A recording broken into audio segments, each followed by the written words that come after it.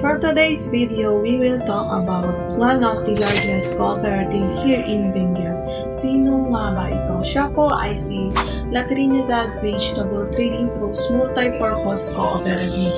So, it was registered noong September 2, 1992. Meron na po siyang 32 years here in Benguet. Meron po siyang main office located po sa Bugis, La Trinidad, Benguet, and yung satellite office niya pong isa ay nasa second floor Trading Post KM5 La Trinidad, Benguet. Started from 13,500 na initial capital from its 15 members. So, as of February 2024, meron na po siya 4,918 na members and 947 new savers. So, with a total asset na 962,341,727.57. So, this cooperative was established to cater the needs of the La Trinidad Vegetable Trading Post vendors and farmers. The question is how to be a member to this cooperative or sino nga ba ang qualified dito.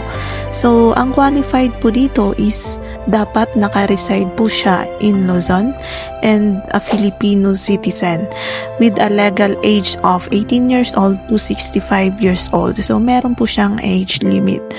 So, what are the requirements? Number 1 is dapat na kompleto niya po yung pag-attend sa pre-membership education seminar na kinandak po ng kooperatiba.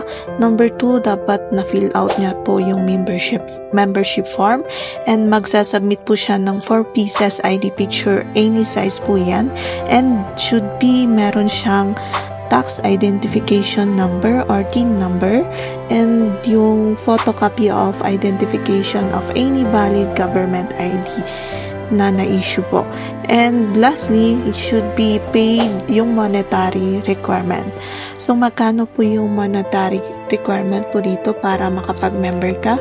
Dapat meron kang 23,650 pesos or kung hindi mo naman kayang kumpletuhin mo na yung regular membership po nila, yung initial po muna ang uunahin, 8,650. So, we will discuss on our next video kung ano yung benefit po ninyo dito sa kooperatiba na to.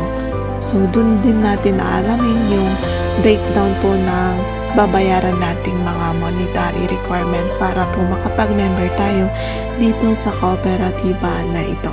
So, yan lang po ang ating video for today. Once again, this is Benguet Grace saying sharing is caring. Bye! See you!